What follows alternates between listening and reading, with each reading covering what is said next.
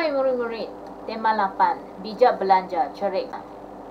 Unit 24, bijak kewangan, penilaian. Muka surat 161.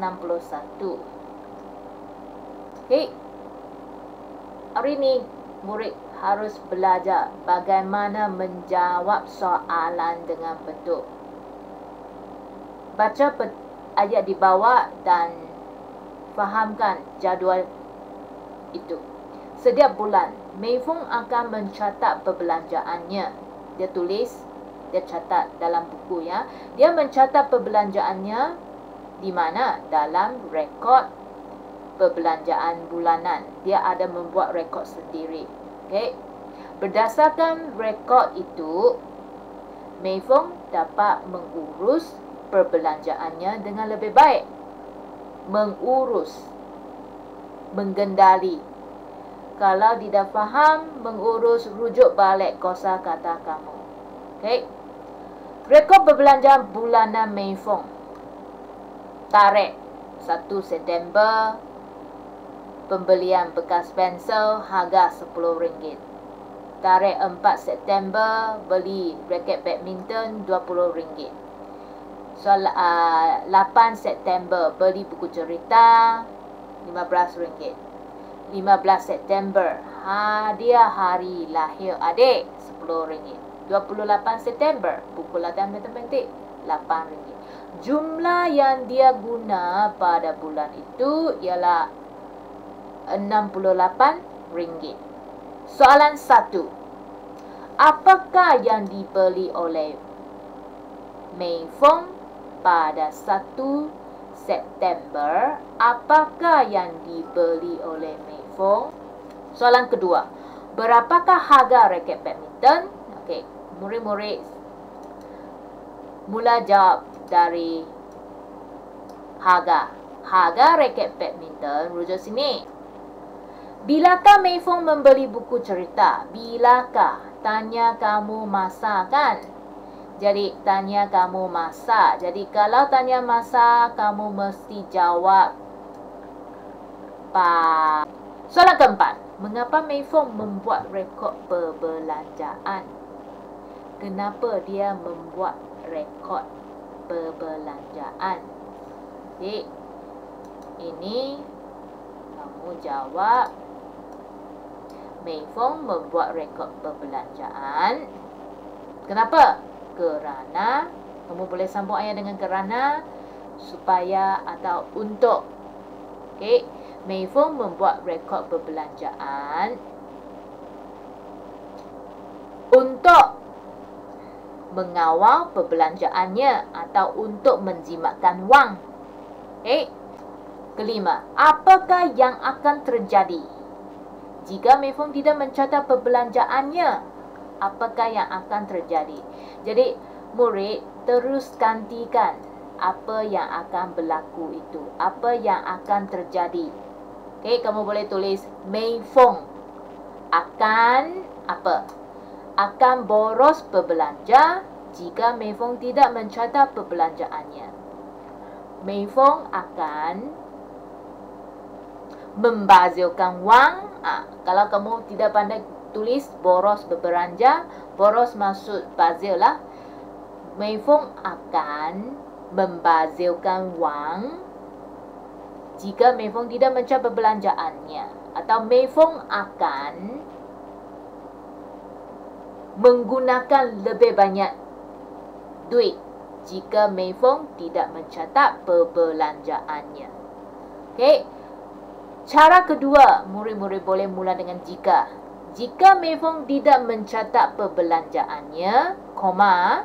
Kalau kamu mula jika di depan ayat. Jika J besar. Jika Mei Fong tidak mencatat perbelanjaannya, koma ya. Mei Fong akan membazirkan wang. Titik. Okey. Jadi, kalau soalan begini, apakah yang akan terjadi? Kamu terus ganti apa yang akan berlaku, lepas tu kamu sambung. Jika Mei Fong tidak mencatat perbelanjaannya. Cara menjawab soalan dengan betul dengan ayat yang lengkap sangat penting. Okey.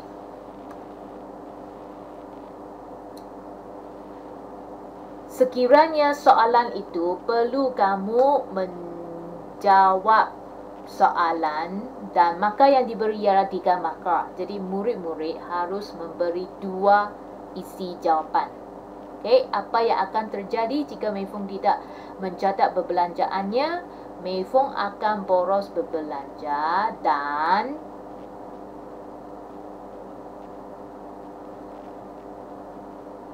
menggunakan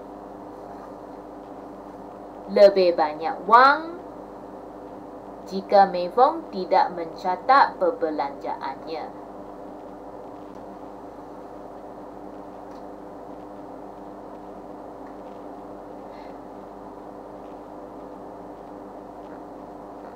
Mei Fong akan berbelanja secara berlebihan dan suka mengawal perbelanjaannya jika Mei Fong tidak mencatat perbelanjaannya. Okey, soalan ini kalau diberi 3 markah, kamu perlu. Soalan 6. Bagaimanakah Mei Fong dapat mengurus perbelanjaannya dengan lebih baik? Mengurus perbelanjaannya. Okey.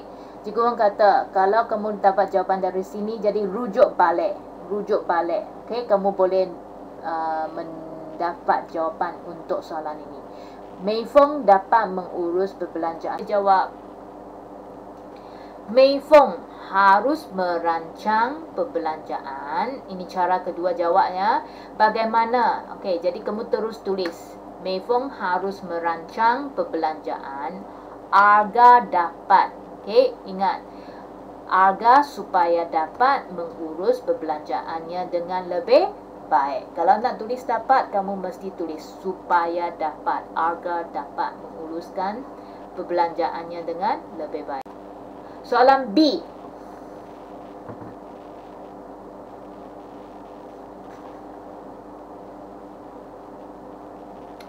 Bina ayat tanya dan ayat aktif. Ayat tanya di sini berdasarkan gambar ini. Jadi, apakah yang dibeli oleh Ibu Annie? Jadi, ayat aktif, Ibu Annie membeli sayuran. Yang macam mana? Yang segar. Murid mesti pandai membuat ayat majmuk ya.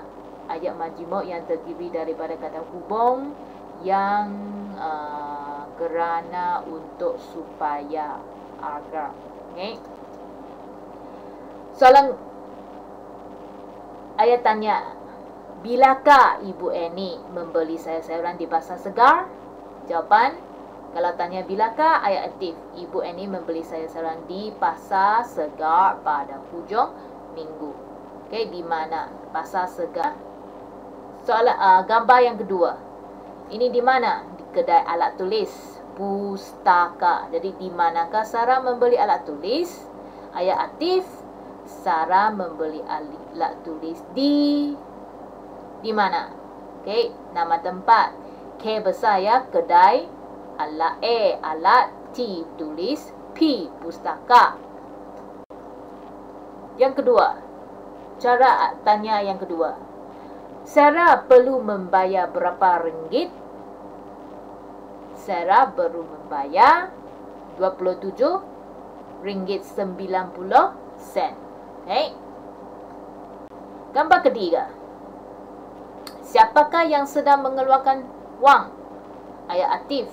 Encik John yang sedang mengeluarkan wang. Okay, kalau kamu lihat yang, biasanya nama orang di depan. Ayat kedua. Apakah yang dibuat oleh Encik John? Untuk ayat tanya. Ayat aktif. Encik John mengeluarkan wang di mesin ATM. Okay, nama mesin, jenis mesin itu kamu tulis huruf besar.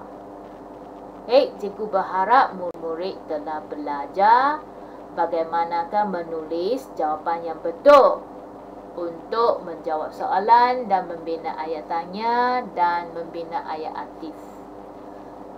Mari kita berehat sebentar lagi. Okey. Sebentar, jumpa lagi.